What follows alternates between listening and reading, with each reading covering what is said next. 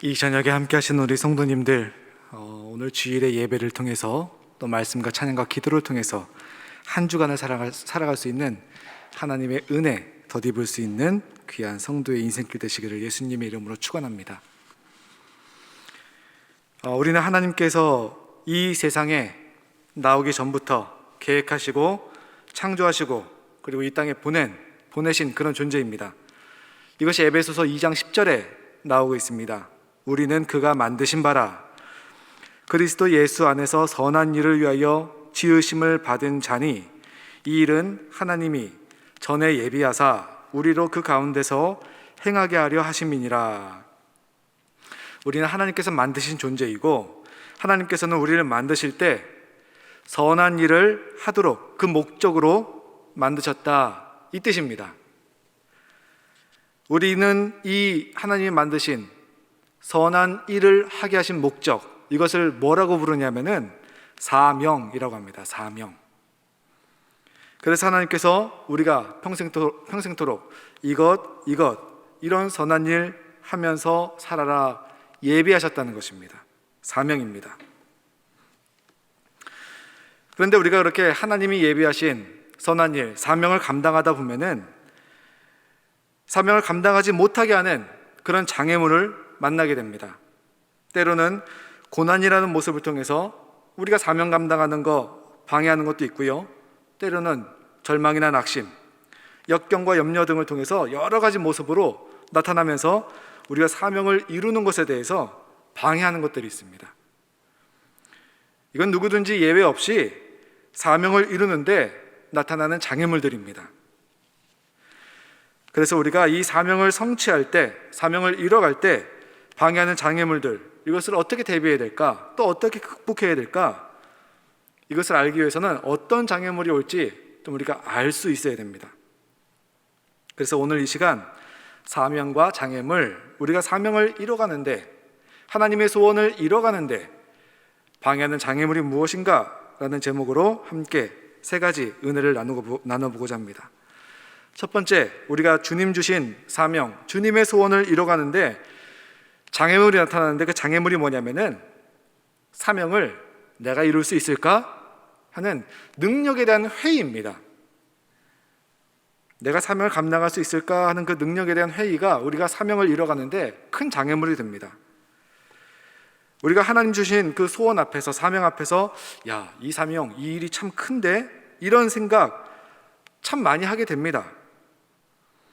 근데 이 생각이 발전하면은 장애물이 되는데요, 하나님께서 나를 통해서 이루고 싶어 하시는 계획과 섭리가 항상 내 생각보다, 내 능력보다 더 커 보이기 때문에 그렇습니다.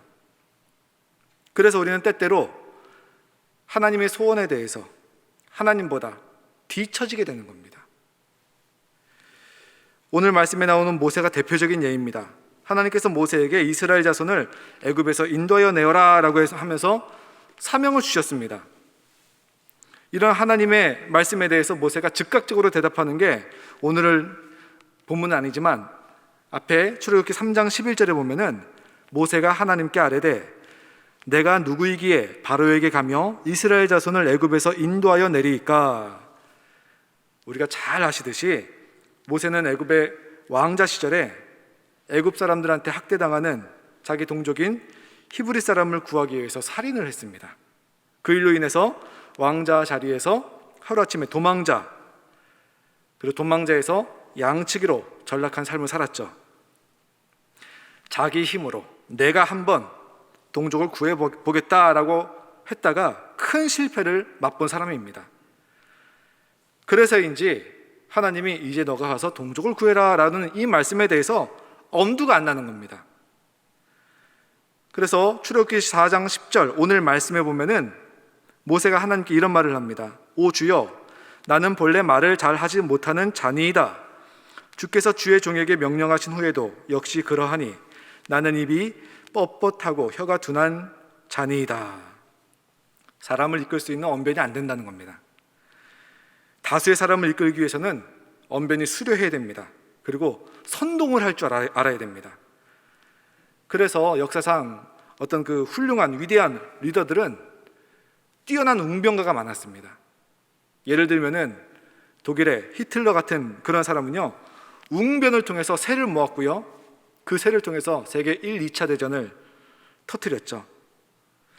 사람의 마음을 말로써 움직일 수 있었던 그런 사람입니다. 지금 모세는 하나님께서 주시는 그 사명 앞에 자기 처지와 자기 능력에 대비해서 사명이 너무 커 보이고 자기는 너무 초라해 보이는 겁니다. 자기 능력에 대한 회의가 있는 겁니다. 그래서 사명 앞에서 지금 주저하는 겁니다. 그런데 우리가 한 가지 알아야 될 건 뭐냐면은, 하나님께서 이렇게 사명을 주실 때는요, 사명만 툭 주시는 것이 아니라 우리가 그 사명을 따라서 살아가려고 결단을 할 때, 그리고 살아갈 때, 그 다음에 하나님은 능력도 주시는 분이십니다. 사명과 함께 우리가 사명의 현장으로 들어갈 때 능력을 허락하시는 분이 바로 우리 하나님이십니다. 이게 어디 나타나 있냐면은 마태복음 10장 1절에 보면은 예수께서 그의 12 제자를 부르사 더러운 귀신을 쫓아내며 모든 병과 모든 약한 것을 고치는 권능을 주시니라. 예수님께서 12명의 제자, 그 12명의 제자를 세상으로 파송을 하십니다. 선교 훈련을 보내십니다. 그런데 그냥 보내시는 것이 아니라 능력을 주십니다. 그것도 그냥 능력이 아닙니다. 귀신 내쫓는 것, 병과 약한 것을 고치는 것, 이게 뭐냐면은 예수님께서 하시던 사역이고 예수님이 펼치시던 그런 능력입니다. 그래서 예수님께서는 제자들에게 지금 예수님 자신의 능력과 똑같은 능력을 주어서 세상으로 보내시는 겁니다. 우리가 인류 역사를 보면은 정말 유능한 사람들 참 많습니다. 이런 유능한 사람들이 남긴 것들, 그런 것, 언어나 책이나 그런 것을 보면은 어떻게 하면 능력 있는 삶을 살 수 있을까라는 것을 잘 말하고 있습니다. 이런 것을 남겼습니다. 하지만 그 중에서는요, 한 명도 능력을 전수해 준 사람은 없습니다. 그러나 우리 예수님은 능력을 전수해 주신 분이십니다. 능력을 전수해 주신 분은 우리 예수님 한 분밖에 없어요. 너희는 이렇게 살아갈 때 위대해질 수 있다, 능력이 있을 수 있다, 이렇게만 말했지 능력을 그대로 준 분은 우리 예수님밖에 없다는 겁니다. 그래서 하나님께서는 사명을 주실 때에는 그 사명을 감당할 수 있는 능력도 함께 허락하십니다. 그런데 그 능력은 언제 나타나느냐? 내가 사명을 감당하려고 현장에 뛰어들 때, 현장에서 나타나게 되어 있습니다. 어떤 목사님의 이야기를 들었는데, 신학대학교 졸업하고 그 다음에 이제 목회를 이제 나가려고 준비를 하는데 가만히 보니까 자기가 방언을 못 하더라는 겁니다. 그래서 내가 목회 시작하기 전에 방언을 받아야 되겠다 해갖고 기도원에 들어갔다고 합니다. 일주일 내내 정말 쉬지 않고 열심히 기도했습니다. 정말 열심히 기도했는데 방언을 못 받은 거예요. 그래서 자기가 정한 기간이 딱 끝나고 그 다음에 목회 현장으로 가야 될 그 시간이 돼갖고 기도원에서 내려와서 목회 현장으로 딱 들어가서 이제 사역을 시작했습니다. 그리고 나서 성도 중에 아프신 분이 있어갖고 그분한테 손을 얹고 기도했더니 치유의 역사가 일어나는 거예요. 그리고 계속 기도했더니 또 방언을 하게 되고, 또 다른 분한테 손을 얹고 기도하면 또 다른 분도 방언을 하게 되고 역사가 일어나는 겁니다. 무슨 말이냐면은 이게 하나님이 주신 사명이 분명하다, 우리가 이것을 깨닫고 그 다음에 사명을 붙잡고 현장으로, 사명이 이루어지는, 사명을 이룰 현장으로 우리가 뛰어들면은 하나님께서는 그 현장에서 우리가 사명을 감당할 수 있는 능력을 주시는 분이십니다. 그래서 능력은요, 사명의 현장에 뛰어들 때 나타납니다. 우리가 기도했을 때 기도응답 어디서 받을 수 있습니까? 기도응답은 살아가는 현장에서 하나님의 기도응답을 우리가 경험할 수가 있습니다. 가정을 위해서 기도했을 때 기도 자리, 거기가 아니라 가정으로 돌아갔을 때 거기서 기도응답이 있는 것이고요. 일터를 위해서 기도했을 때 우리가 일터에 갔을 때 그 기도응답을 일터에서 받을 수 있는 것이고요. 현장입니다. 그래서 우리가 할 것은 무엇이냐면은 이것이 하나님께서 주신 사명이 맞다, 하나님의 소원이다, 그럼 붙잡고 그 다음에는 현장으로 뛰어드는 겁니다. 우리에게 사명을 주신 하나님은 그 다음에 우리에게 그 현장에서 사명 감당할 수 있는, 소원 감당할 수 있는 능력을 주시는 그런 분이십니다. 그래서 우리에게 사명과 더불어 능력도 주시는 하나님이신 것을 굳게 믿으시는 여러분과 제가 되기를 간절하게 바랍니다. 두 번째, 우리가 하나님의 사명을 이뤄가는데 장애물이 무엇이냐면은 비판입니다. 또 비난입니다. 우리가 사명을 이루기 위해서 잘 나가다가 나를 비판하고 비난하는 사람들의 소리를 들을 때 낙심을 하게 됩니다. 이건 누구나 그렇죠. 모세도 그게 걱정됐죠. 그래서 오늘 13절에 보면은 모세가 이르되 오 주여 보낼 만한 자를 보내소서. 한 번이 아니에요. 모세가 계속해서 이것을 반복합니다. 왜 그랬을까요? 왜냐하면 자기 능력에 대한 회의도 있지만 그 부족한 능력을 갖고 사람들 앞에 섰을 때 어떤 소리를 들을까? 참 모세는 걱정했던 것 같습니다. 그래서 모세는 이런 모습을 광야에서 하나님을 만나면서 계속해서 질문을 해왔습니다. 주여 보낼 만한 자를 보내소서. 우리가 사명 감당할 때, 사역을 할 때에, 하나님의 소원을 감당할 때에 비판하는 말, 비난하는 말, 이거 정말 조심해야 됩니다. 특별히 두 가지 말을 조심해야 됩니다. 기분 나빠서, 건방지다. 나이가 있는 분은 자신보다 연배가 낮은 사람에게 건방지다. 또 나이가 젊은 분은 나보다 연배가 높은 사람에게 기분 나쁘다. 이게 바로 비난하는 말의 첫 어두입니다. 그래서 야고보서 3장 4절 5절에 보면은 또 배를 보라 그렇게 크고 광풍에 밀려가는 것들을 지극히 작은 키로 사공의 뜻대로 운전하나니 이와 같이 혀도 작은 지체로 돼 큰 것을 자랑하도다. 보라 어떻게 작은 불이 어떻게 많은 나무를 태우는가. 큰 배가 방향을 움직이는 것은 무엇이냐면은 작은 키라는 겁니다. 그래서 우리 인생의 방향이, 큰 인생의 방향이 우리의 작은 혀 이 하나로 결정날 수 있고, 작은 불, 이 작은 불이 시작되어서 온 산을 태우듯이 우리 안에서 작은 지체인 혀가 우리 인생을 불태울 수도 있다. 야고보는 이렇게 우리한테 말하고 있습니다. 그래서 우리가 하나님의 소원을 성취하고자, 사명 감당하고자 할 때에 사람들이 비판하거나 비난하거나 또 때로는 무시하죠. 또 때로는 불신하는 말도 합니다. 이런 말을 우리가 들을 때에 낙심하게 됩니다. 그러면 어떻게 우리가 이런 비판과 비난 뛰어넘을 수 있는가? 그리고 뛰어넘어서 어떻게 하나님의 소원을, 하나님의 사명을 계속해서 감당해 나갈 수가 있는가? 우리가 긴박하게 살아야 됩니다. 긴박하게. 신약 성경에 보면은 예수님께서 제자들에게 파송을 하면서 그런 말씀하십니다. 너희들이 복음 전하다가, 어느 집에 들어가서 복음 전하다가 그 집안 사람들이 그 복음을 영접하지 않거든 발에 묻은 먼지를 떨어버리라. 발에 묻은 먼지를 떨어버리라. 나오라는 거예요. 그냥 이런 장면을 볼 수가 있습니다. 왜 그러냐면 지금 예수님은 되게 긴박하신 거예요. 짧은 시간 안에 최대한으로 사람들로 하여금 복음을 듣게 해야 되는 겁니다. 그래서 어디 가서 제자들이 여기 편하네, 여기 불편하네 이럴 때가 아니라는 겁니다. 그리고 가서 사람들이 거부를 하는데 계속해서 매달려서 하는 것이 아니라, 거기서 거부를 한다면 툭툭 털고 그 다음 동네로 가서 복음을 전하라는 긴박감이 스며 있는 그런 명령입니다. 이런 긴박감을 우리도 가져야 됩니다. 내가 항상 건강하리라는 법이 없다는 생각, 내 말이 항상 사람들에게 영향력이 있으리라는 법이 없다는 생각, 우리 가정이 내가 사명을 감당할 정도로 항상 평안하리라 이런 보장이 없습니다. 우리 교회가 언제까지 나에게 이런 사역을 요청할 것이라는 그런 보장이 없습니다. 이거는 건강하지 말라는 얘기가 아니라 그런 법이 없다는 겁니다. 그래서 우리가 이런 긴박감을 갖고 살아야 됩니다.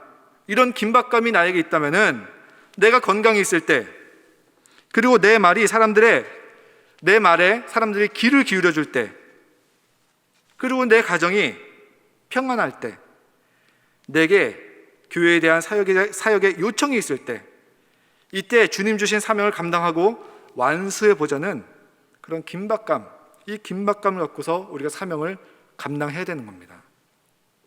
그래서 이런 긴박감이 우리한테 있다면은 사명에 집중하게 되고, 주변에서 좀 비판, 비난이 있더라도 속이 상하죠.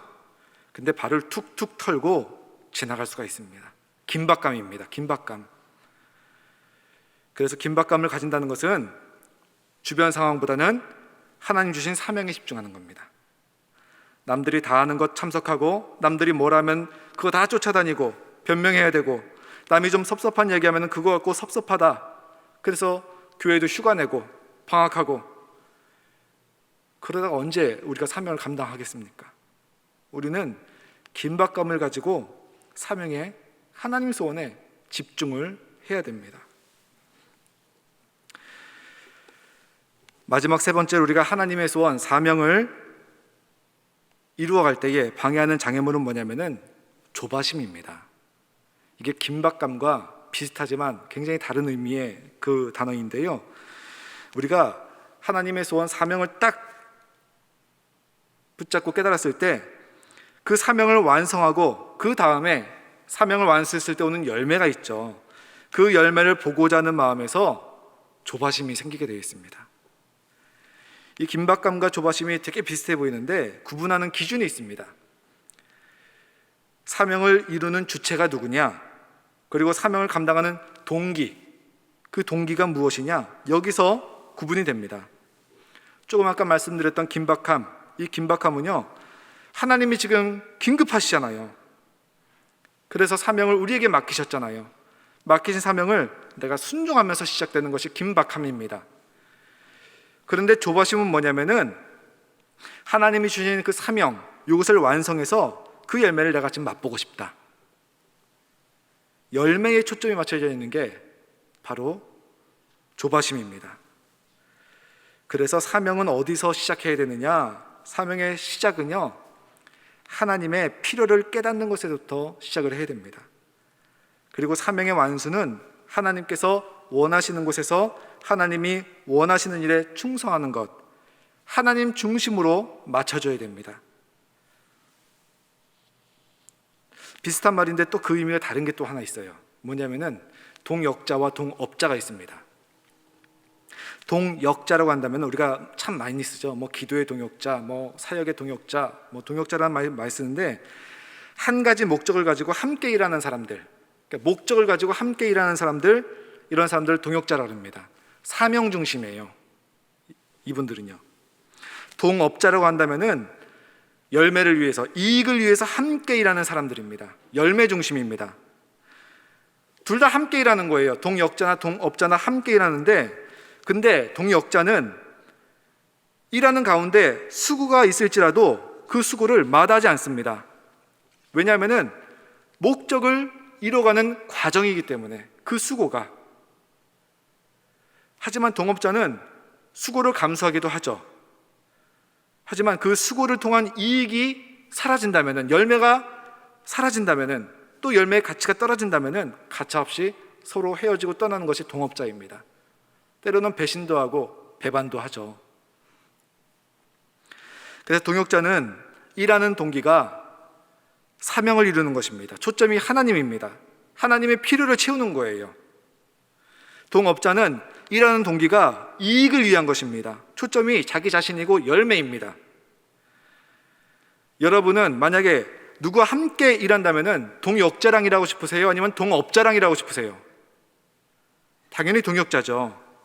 그러면 주님은 자기 사명을 딱 주고 함께 일해갈 사람을 찾는데 동역자를 찾으실까요? 아니면 동업자를 찾으실까요?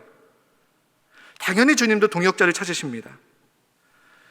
그래서 우리도 한번 점검해 봐야 될 것 같습니다. 우리가 하나님의 사명을 감당하고 이 교회에서 봉사자로, 사역자로 이렇게 세워져 있는데, 우리가 사명 감당한다고 하는 것이, 사역을 한다고 하는 것이 정말 이 사역에 하나님의 필요를 채우기 위해서 하는 것인가? 아니면은 사람들이 바라보는 내가 성공을 보여주기 위해서, 일 잘한다는 소리를 듣기 위해서, 사람들에게 인정받기 위해서, 이런 동기에서 내가 이 사역을 감당하는 것인가? 한번 점검해 봐야 될 것입니다. 그래서 이 사역을 하는데 내가 맡겨진 이 임기 내에, 이 때 내에 내가 이것을 반드시 잃어버리고 말겠다, 내 때에, 내가 이런 조바심이 생기면은 한번 딱 멈춰서서 하나님 앞에 자신을 점검해 봐야 됩니다. 주님과 동업하는 것이 아니라 동역하시기 바랍니다. 그래서 사명은 하나님의 필요를 바라보고 하나님의 필요를 채우는 것에서 시작을 합니다. 그렇게 하나님께 초점을 맞추고 순종할 때에 그 사역의 여건과 상황에 상관없이 보람과 기쁨이 있게 될 것입니다. 하나님께서 보람과 기쁨을 우리에게 주실 것입니다. 말씀을 정리하겠습니다. 오늘 관리부 헌신 예배로 드리고 있습니다. 주님의 몸된 교회를 관리하는 우리 관리부, 여기 계신 관리부원들과 또 함께 하시는 우리 종교교회 성도님들, 주님께서 주시는 주님의 소원 그리고 사명 잘 감당할 수 있는 우리 관리부와 우리 종교교회 성도님들 되시기를 간절하게 바랍니다. 그래서 하나님의 소원, 그 사명을 딱 앞에다 두고 내가 할 수 있을까? 능력에 대한 회의 때문에 하나님의 주시는 그 사명과 소원을 잃어버리지 않는, 그래서 주신 소원, 주신 사명 붙잡고 현장에 뛰어들어갔고 하나님이 주시는 능력 체험할 수 있는 복된 성도 되기를 간절하게 바랍니다. 그리고 사명에 집중하시기 바랍니다. 내가 항상 언제까지 건강하란 법이 없습니다. 사람들이 항상 내 말에 귀를 기울이려는 법이 없습니다. 내 가정이 항상 평안할 거란 법이 없습니다. 내가 사역에 대한 요청이 항상 받을 것이라는 그런 보장이 없습니다. 그래서 주변 소리에 귀 기울이는 것이 아니라 지금 주신 사명, 지금이 내가 사명 감당하기에, 주님 소원 감당하기에 제일 좋은 때이다라는 것을 붙잡으시고 주님의 소원, 사명 감당하시기 바랍니다. 그리고 사명의 동기가 주님의 필요에 의한 것인지 우리 항상 주님 앞에 점검을 해야 됩니다. 그래서 주님의 필요에 의해 주님의 방법으로 사명을 감당할 때 우리는 지치지 않을 수 있습니다. 조바심 내지 않고 세상과 타협하지 않고 우리는 감당을 할 수가 있습니다. 주님의 사명을요. 우리가 이렇게 살아갈 때 하나님 맡겨주신 사명, 하나님의 소원을 성취할 수 있고 하나님께서 기뻐하시는 성도가 될 수 있고 하나님께서 기뻐하시는 교회, 가정, 의미 있는 삶이 될 줄 믿습니다. 함께 기도하겠습니다. 주님께서는 우리에게 이 땅에서 이루어갈 것을, 그 선한 일을 미리 예배하신 분이십니다. 그 사명을 이 땅에서 붙잡고 이뤄갈 수 있는 주님의 종 될 수 있도록 함께하여 주시옵소서. 우리가 사명을 붙잡고 현장으로 뛰어들 때 능력 주시는 주님, 그리고 주변 소리에 귀 기울이지 않고 사명에 집중할 때 우리를 가장 선하게 그것을 감당할 수 있도록 하시는 주님, 그리고 우리가 주님의 필요를 바라보고 사명을 감당할 때 기뻐하시는 주님이십니다. 주님의 소원 감당하고 이루어드릴 수 있는 한여름날에 속을 시원하게 해드리는 그런 종된 성도 될 수 있도록, 관리부 될 수 있도록 함께하여 주시옵소서. 예수님의 이름으로 기도드리옵나이다. 아멘.